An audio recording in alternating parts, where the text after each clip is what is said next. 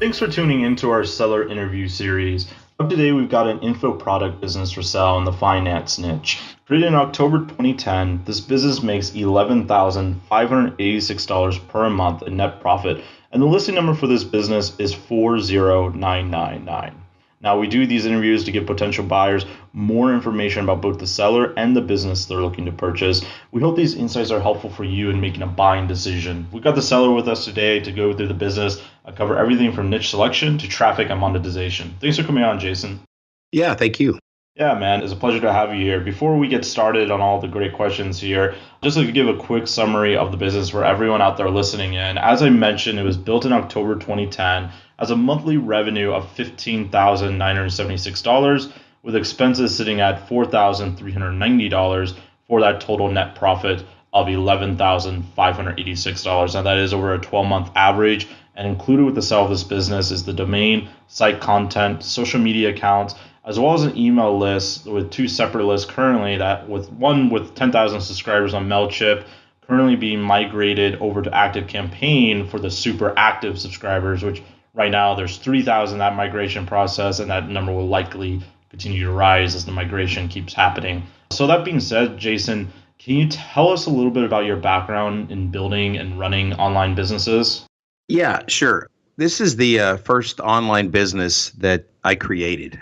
So my background, I've had kind of an interesting background. I worked for, going way back, I was in the Navy and I got an entry-level job in a travel reservation center. And through the course of it, I was in that business for about 15 years. And I'd worked my way up to actually into a vice president position of this travel call center. At the end of 2001, right, as we all know, September 2001, we had that event that occurred in New York City.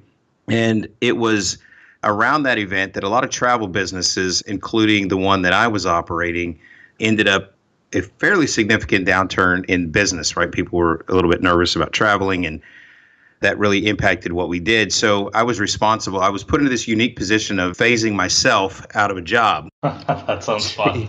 Yeah, it was kind of an interesting experience, right? To be laying yourself off over the course of months during that process. So I kind of said to myself, well, I don't ever want to really be in that position again where, I'm working really hard and not able to kind of control my own destiny. And so, of course, I got into real estate, and we had a fairly successful real estate business for a number of years. And then right around the time that the business was really starting to kind of take off, I mean, we'd become in our area here, we'd become one of the largest home renovators, us and these partners. And we ended up right at the end of 2008, you had the housing bubble. So I was forced into this position again of having to liquidate my job, right? So I had been doing this thing for a number of years.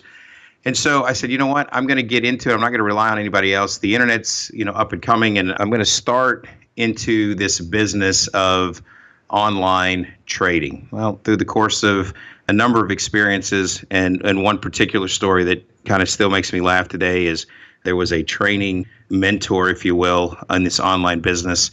And he was quite an interesting character. But as the story goes, he had these online training sessions every morning. And at the beginning of these sessions and periodically throughout this time we're together, you would hear that familiar sound of a carbonated beverage being opened. Well, as we're conducting this interview this morning, it's 6 a.m. here, my time. And so I don't drink coffee. I have a Diet Dr. Pepper to kind of get me and my caffeine fix for the morning. And so he was doing this every 15 minutes or so for 2 or 3 hours. And finally, one day I got up the courage to ask him, what type of carbonated beverage are you drinking? I'm a Diet Dr. Pepper fan. And he kind of laughed at me and said, well, no, this is Coors Light.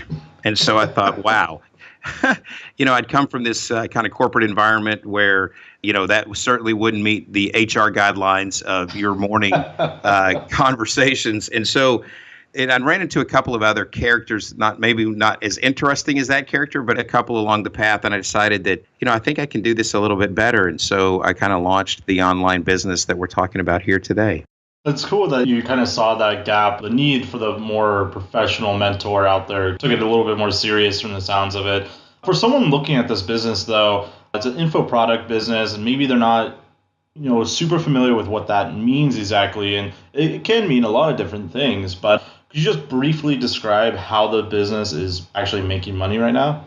Sure. We have, so, when you hear, a financial product or some of those kinds of things, then there are these ideas that you have to be Gordon Gekko and you have to have all this inside information and you have to have this real sophisticated understanding of the financial systems. And while there is some sophistication that is involved, we've done a lot to streamline that process and to kind of break it down into concepts that are easy to manage and easy to facilitate. So we do that because a lot of our customers are searching for knowledge and information, and they need this to be presented to them in a way that is easily consumable, understandable, and then be able to be applied at some point in the future. So as the future business owner would come into a situation like this, we've taken a lot of that learning curve, broken it down into some very simple, easy to use type concepts. So not only is it a benefit for our end user, but for a person that would be coming in and would be interested in this, it is also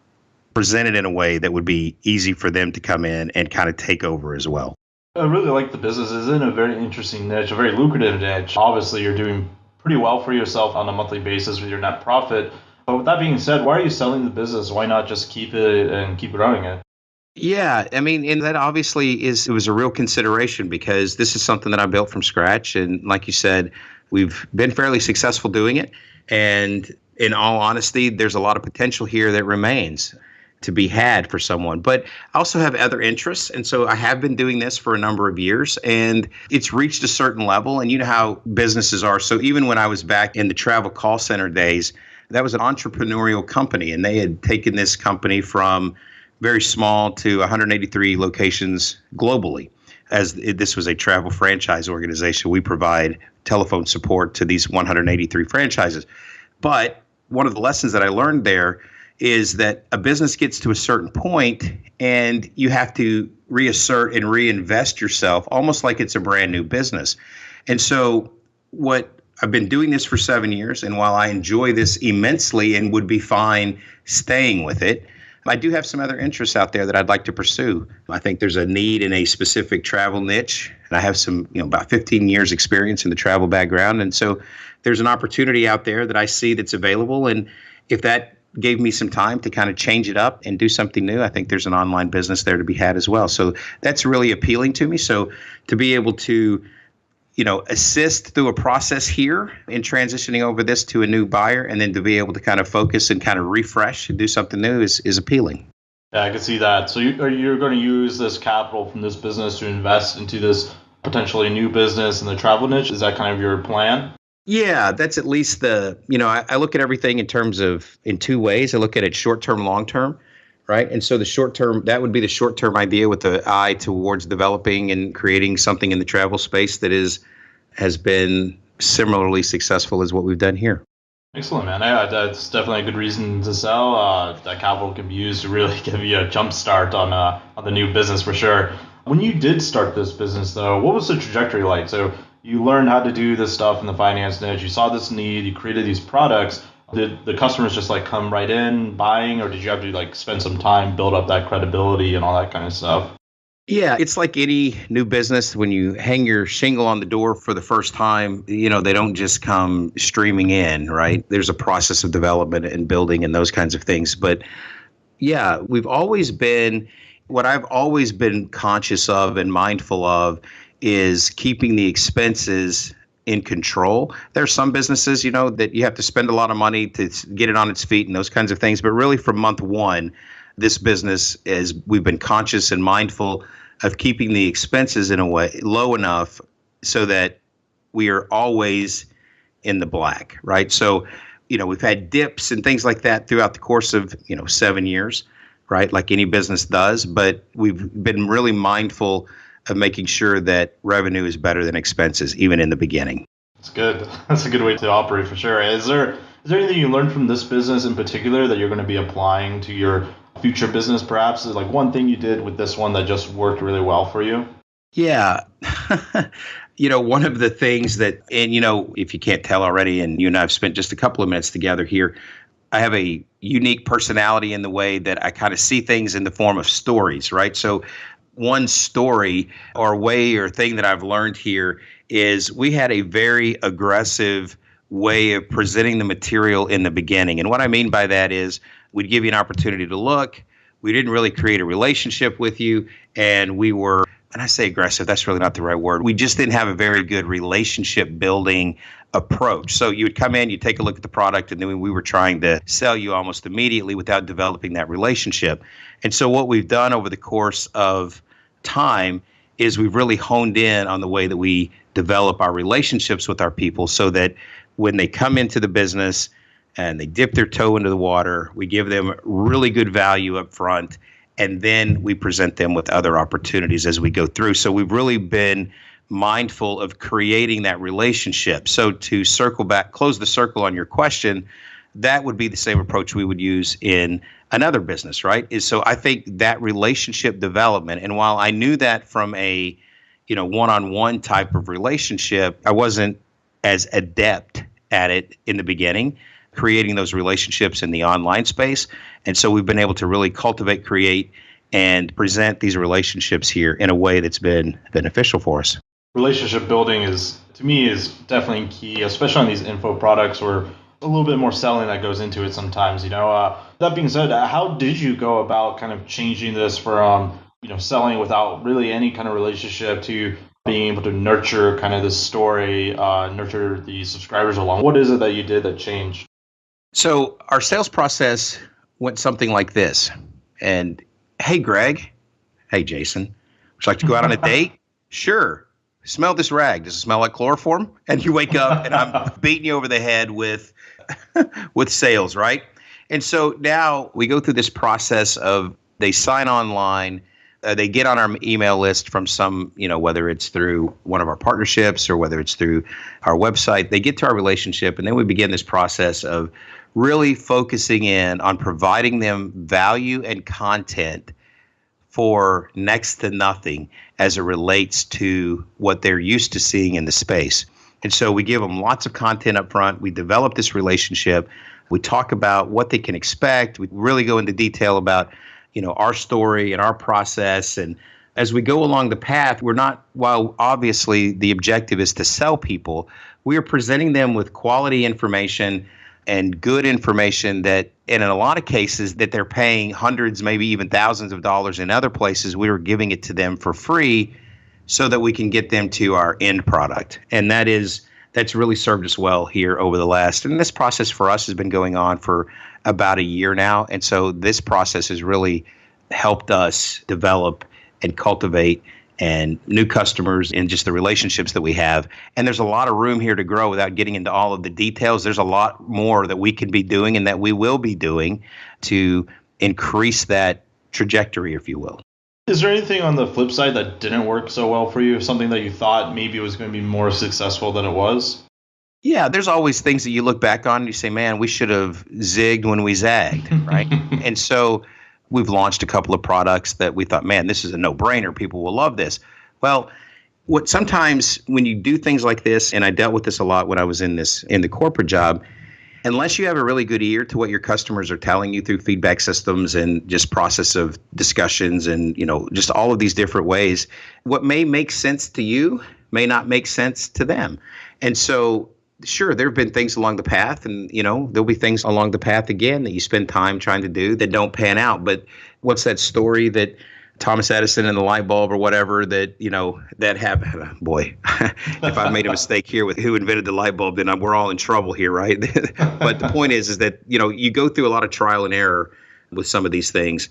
And at the end of the day, you hit on one or two things that work and, you just move on. It's always a process of experimentation, trying to get things together that you think are going to make sense. And, when you hit on them, they're great. And when you don't, you cut that loose and you move on.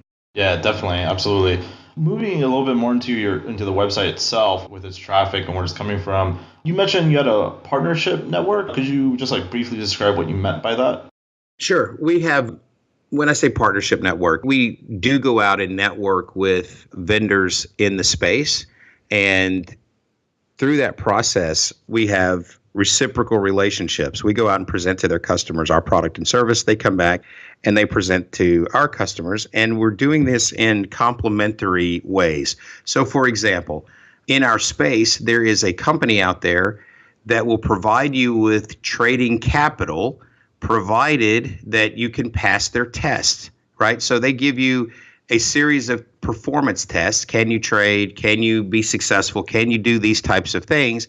And if the answer is yes, and you pass their criteria, then they will give you money to trade with, right? So this is, regulated and it's all these things, but this is a vendor in our space. So that's complementary to what we do. So we go out and we say, if you pass this test, then we've put a number of students, our products have put a number of students through that qualifying criteria, then they can go out and get money to trade with. Conversely, we have them come to our space and they talk about the money and the process and all of those kinds of things. So they're a really big player in the space. And so when we go out and with this relationship with them, we go talk to their customers come in and they sign up with us, and then we bring them in and our customers sign up with them for trading capital, and it's a win-win type of scenario. And we do that with lots of complementary businesses in the space. So that's the kind of partnership relationships that are out there. We have a very good reputation in the business, and that allows us to leverage the different types of relationships that exist out there. Interesting. Are you driving traffic any other way to your site? Like, are you doing SEO? Are you doing kind of paid stuff? I have dabbled in paid traffic, and so I'll be completely candid with you. Initially, a lot of that is kind of looked at it as magic beans, right? Hey, use these magic beans and boom, traffic's going to be there, right? And we know that that's really not the case. So what we've done is through the course of 55, 60 posts on trading topics on our website, that generates a lot of organic traffic. We have gotten into a relationship, a partner that I trust now over the course of a year in terms of being able to pay for traffic. Now, we haven't always used them, but we do have some paid traffic. But the cool thing about the paid traffic is the rate of return on this particular partner is about 3 to 1. So for every dollar we spend with them, it's a $3 return. So there is a significant area there for growth, right? So that area is a good place for growth. We're fairly specific in our niche, and there's some places that are out there that are growth opportunities as well. But as it relates to traffic right now, our three sources are, we get a lot of organic search traffic, we get some traffic from these partners, and then there's this other area over here in the form of paid traffic that is a huge opportunity that we've just begun to kind of play with. Even though I said it's been a year, I've been doing a lot of research and discussion and watching and things like that, because I have, when I first got started, I spent money on stuff that, like I said, I considered to be magic beans. Plant these magic beans and there'll be a mighty beanstalk that grows out of it. And it never was the case. I feel like that's often the case for, us just when people are just starting out on the internet, like, this is going to be easy. Yeah, you just throw money at it. If you build it, they will come. And a lot of times that ain't the case. But the ad will still take your money no matter what. Exactly. Oh, yeah. They will still do that for sure. So moving into kind of like your earnings here, you have several different products you're selling, right? Or are you selling mainly just one product? Well, again, we've kind of migrated over the course of time. We thought more was better initially. And then, again, we had that relationship that we talked about, which is, where you and I met and here, smell this, does it smell like chloroform, that relationship. And so we were really hitting them with lots of products and information. And so here's one of the things that we learned along the way. And really, this is going to be a weird story too. So sorry, I told you, I warned you that I think in the form of stories here. But I watched a info on CNBC program, a documentary, I guess, about Costco. And one of the lessons that I took out of this, watching this thing, was Costco will sell you peanut butter, right? And you could buy a dump truck full of peanut butter. You could buy as much peanut butter as made your heart happy, right? But they only sold you 2 brands, right? They wouldn't sell you 100 brands of peanut butter.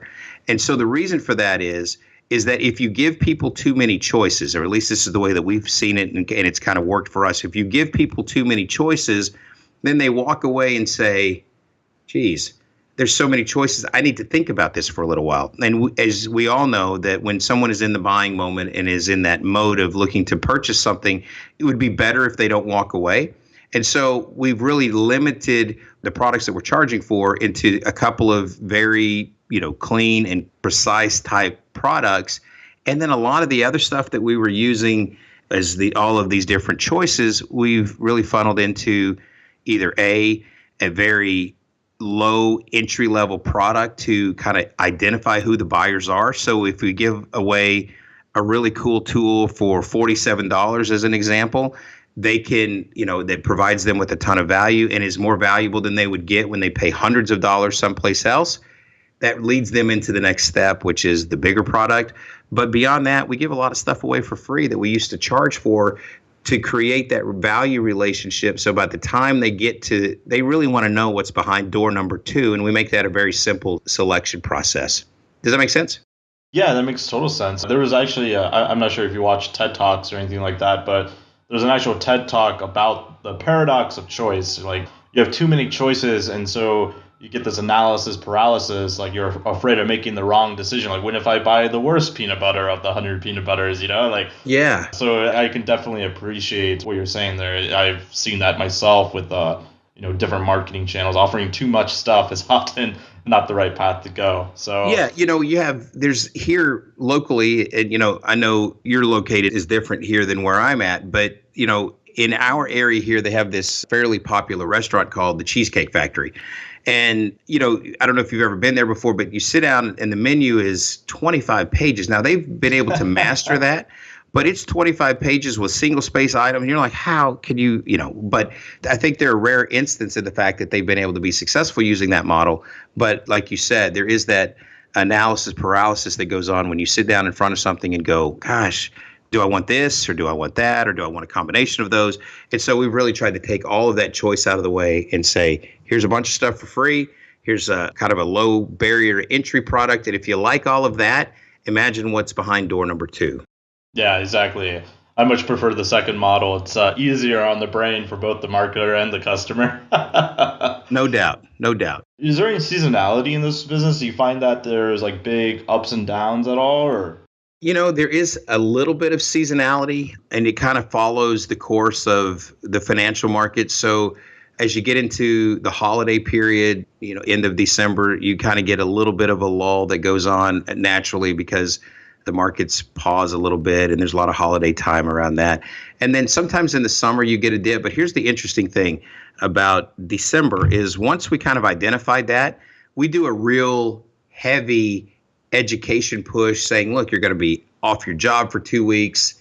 You're going to have a lot of time. You're going to be tired of, we all love our families, but sometimes you need a break.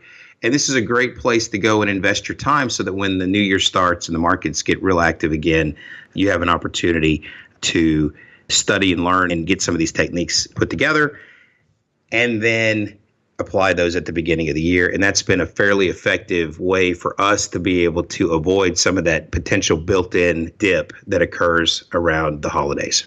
Yeah, I could definitely see that. Are you adding content on a routine basis at all? You mentioned you give away a lot of content for free. How do you go about doing that? Yeah, we have a lot of content right now. And so we've kind of shifted. So one of our new initiatives here is to take all of our blog content, and while we don't want to take any of it down because it's already been integrated into the SEOs and those kinds of things, one of the things that we've learned, and we've learned this from other businesses, is that there are a lot of giveaways like ebooks and that kind of content. So one of the things that we've done or in the process of doing right now is we've got this pretty cool little survey that we're using, and at the end of that survey, we haven't started this yet, but we're developing it and it will be rolling out in the not too distant future, is we've got this survey so that by the time you get to the end of the survey, it's a very small, quick question, 10-question survey.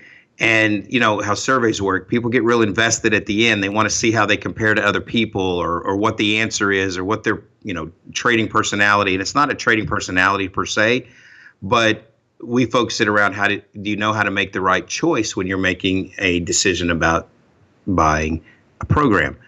And what we are doing with our existing content is we're turning these all into ebooks so that we can get information out and in the hands of people in a way that we know that they're more likely to read it than they are just kind of scrolling through the blog post. So we have lots of content on there, and we do regularly update that content. But right now, the focus is to consolidate this content to support this new process that we're about to go through. So you're taking like successful blog posts that were already written and converting them more or less into ebooks that act as kind of like a lead magnet, I'm assuming? Yeah, exactly. And again, it's just, wow, look at all this free stuff that I get that all these other people are charging me lots of money for. Yeah, definitely. I love that strategy. There's a blog post would be like top of funnel content, right? And then the lead magnet's middle of funnel, but it's such a easy strategy to take like a good piece of top of funnel and turn it into a lead magnet. So Yeah, it's like leftover night, right? You have some of this and some of that, and you kind of put it all together. Now you have this new cool meal that you didn't have to invest a lot of extra time in creating yeah, content, exactly. but you just repackaged it and people like it. Are you still adding fresh new content as well right now? Yeah, we have been up until, like I said, this is kind of a project that, and I say we, I'm the guy that does a lot of this, right? But we just kind of repackage some of this stuff right now. But yeah, we've got a whole series of content and development things that are also on the plate. And so we're going to get through this process. And then I would assume that sometime around, in about a month from now, we'll be regenerating new content. So it's kind of all of this. It's this three-pronged attack. Again, remember when we first started this discussion today, I think in two phases, and I don't know if this, maybe I didn't mention this, but it is short-term, long-term. So I have these short-term kind of task objectives that then fit into the overall big picture strategy that we're trying to accomplish, which is continuing that relationship building and make this a place that people come to and go, man, I got to be involved with them because the information, they care about me. They're not just trying to sell me something. They are really providing me with tons of extra value that I don't normally receive at these other places. Yeah, definitely. Let's pretend that you're going to keep this business and you wanted to grow it. What would be the least risky path you'd focus on to grow the business? Well, I would take this, approach that, we talked about magic beans earlier.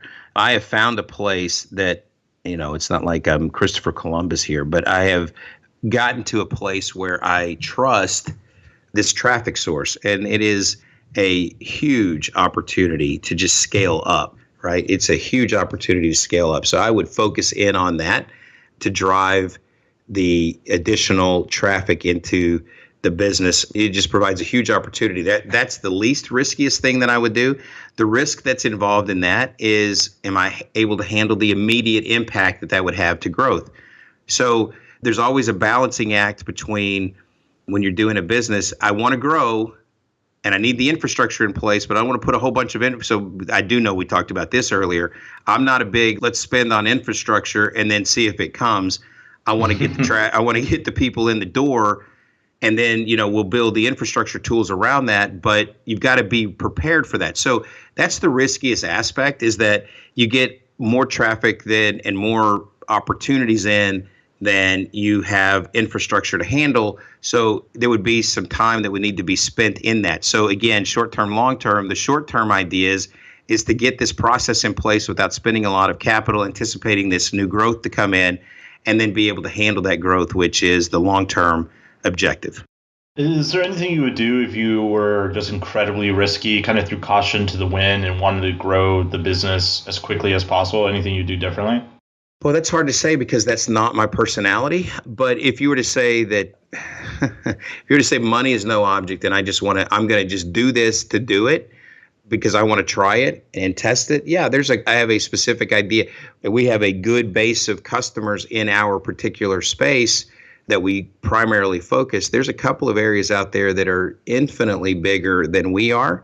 And we could really dive headlong into that. And it's all about risk reward, right? So is day trading. It's risk reward. How much are you going to risk and what's your reward? And so there's a risk reward equation there that right now I'm not ready to do. But if I said, look, money is no object and we're going to throw caution to the wind, there's a massive opportunity out there that we just need to get focused in on doing. And it would be a little bit risky because we're not in that space currently. And there's always a new learning curve when you get into an arena that, while it's in the same genre, it's a little bit different than what we do, but we could handle it if the timing was right. Is there a big risk that you see with this business? Like, what are the biggest risks with this business that buyers should be aware of before they purchase something like this? Well, there's always, so my stories from before, right, is who would have thought that the travel business, this huge, massive thing called travel, would sustain a hit, right? And it would market real estate. Real estate always goes up. There's never been a real estate bubble like we experienced in 2008. So there's always that unknown out there that, there could be something that causes the markets to collapse, and then you would be left without anything, right? And so here's what's interesting about this business, and it's really the case my experience. It's really the case in all entrepreneurial businesses. If the economy goes south in a hurry, people lose their jobs. They have to go out and find new avenues and ways to make money. This is one of those avenues that people gravitate towards. And so even if the economy is struggling and people don't have the same disposable income that they had in the past, they come to places like this, whether it's this business or, people get involved in real estate or they get involved in other online type businesses, because there is this desire that I experienced in real time. I don't ever want to let this happen to me again. I'm going to control my own destiny. I'm not comfortable anymore. I was laid off from a job that I'd been at for 15 years. I invested all my time, energy, and effort into that business, and they just kicked me to the curb like it was no big deal. I don't ever want to have that happen again. And boom, they go out and look for education and those kinds of things. So, even if the markets were to go south, this business you would unplug a piece of this and plug in this new piece, and I think it would be able to be sustained even in that arena. Yeah, I get what you're saying there for sure. When it comes to what you're doing right now to maintain the business, it sounds like you are pretty active in the business. So can you describe what are you doing on a weekly and a monthly basis to maintain it? Yeah, there's some functionality here. So again, you kind of have to understand my personality in order to understand what I'm about to tell you. I enjoy working. And that's, some people, they want a plug and play idea, and this could be that idea. But for me, I like to be a little bit hands-on. I like to do things. I like to create. I like the creativity it allows me to have. So I spend a couple hours a day in an environment where we're talking to potential customers and we're analyzing and looking at things and showing them the tools and the process. So I spend a couple of hours a day doing that, right? But that's not required. It's just what I like to do. So there's a line there. In addition to that, this business was born out of the mindset of let's keep the expenses as low as possible and let's, try to maximize the revenue. So to that end, I got really comfortable doing some of the processes of just maintaining the WordPress site, maintaining some of the other funnel programs. And so I like doing those kinds of things, but things have been established in a way that that's not necessarily required. So I spend a couple hours in the morning talking to our customers, and I spend a couple of hours during the day kind of tinkering with things. That's the time involvement at this moment. That could be as much or as little as someone would like to do. And you currently have like a small team with this business too, right? Or is it just you? There is a small group with us here, but again, we're all mindful about the expenses. So they are performance-based folks that provide us with additional benefits in terms of other than just, out there selling and doing those kinds of things. But yeah, there's a couple of us. There's 3 of us total right now. And again, we've structured everything with keeping expenses lower. So what we do is they really pay for themselves through their productivity in that aspect. Are they all 3 salespeople then, or do they have different roles? Well, there's 3 of us total. So me and 2 other folks. And okay, gotcha. One is primarily in the kind of sales account executive role, if you will. And then the other person that we have has done some content work for us and also does a little bit of sales and some development in terms of product and those kinds of things. But yeah, that's the folks. That's the team here. 2 really good folks, and I'm fortunate to have them. I'm assuming they know that you're in the process of selling the business and they're okay with working with the new owner. Yeah, in fact, they see it as opportunity, right? So that's the kind of guys they are. They see it as opportunity, right? There's always 2 ways to look at change. You could look at change as a negative, or you can look at it as an opportunity to do, an experience and do new cool things. And that's how they view it, as an opportunity to be given an opportunity to maybe expand their roles, if you will. Excellent. Very cool. Is there any skills you suggest a buyer to have before they purchase a business like this? As an entrepreneur, I think just entrepreneurial skill sets are what is more required than anything. Is there's always going to be challenges, there's always going to be problems, there's always going to be things that occur that cause you to need to do something different, or you need to be able to change course, you need to be pliable. And so having that entrepreneurial spirit where you're not afraid to take a few risks and you understand that life happens, and how are you going to be able to manage through that process? If that's not the case and you're looking for something that is, super formulaic and doesn't require some effort and those kinds of things, then, I don't know. But this is like any other entrepreneurial business. You got to have that entrepreneurial mindset. And how important is it to know? Because obviously you guys are selling an informational product on an industry that is very, there's a lot of information out there. How important is it for the buyer to, really understand the niche, like the information, how to do this and all this kind of stuff? How important is that? We talked about it in the beginning a little bit, in that because we provide this to people who are learning, right? And the way that I've structured this business is in that kind of learning mode, if you will. And so I make sure I'm saying this the right way. The customer that comes to us varies from really inexperienced to very experienced. Our product will cover the scope of all of that. As the owner to this, like I said before, we've got a team, more than one, right? So there's three of us. So our team is really focused in on making that process easy for the end user. And then they are infinitely comfortable with what is going on with the product. And the learning curve to do this, while it may seem like a lot initially, is really fairly simple at the end of the day.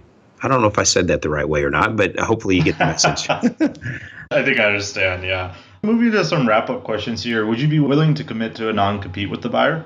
Sure. And how much support would you be willing to offer the buyer?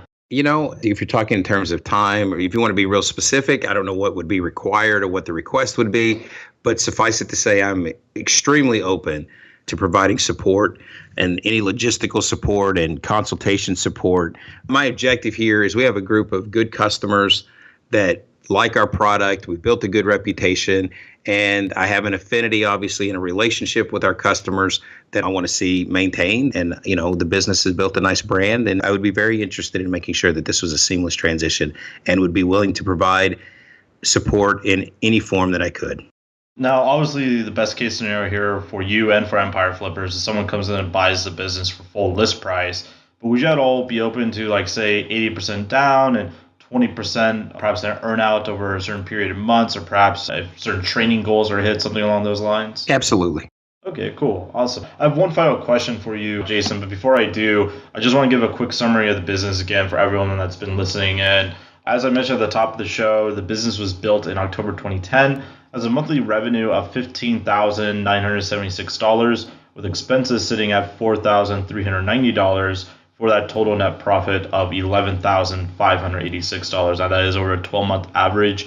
And included with the sale of this business is the domain, site content, social media accounts, as well as that email list with 10,000 subscribers on MailChimp that are also being currently migrated for those super active subscribers in active campaign, which is 3,000 at the moment and rising as the migration process keeps going.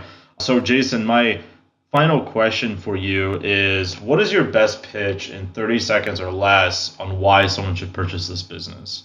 The elevator pitch is, we've identified a niche in a space that needed it and continues to need it today. We've got a loyal customer base, we've got a good brand, and we provide quality products and services to people who are in need of it. And so we fit a specific need in the business in our particular space. And at the end of the day, the opportunity is there for not only to continue to maintain the level of performance that we have, but there is tremendous upside to this business if the appropriate steps are taken.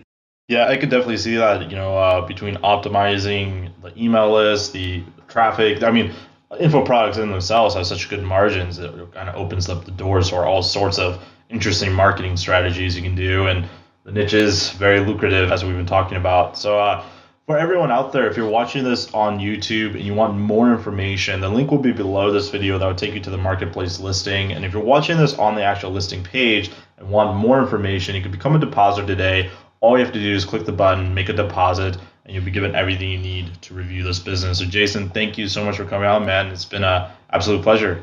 It's been my pleasure as well, and I love talking about the business, so anytime.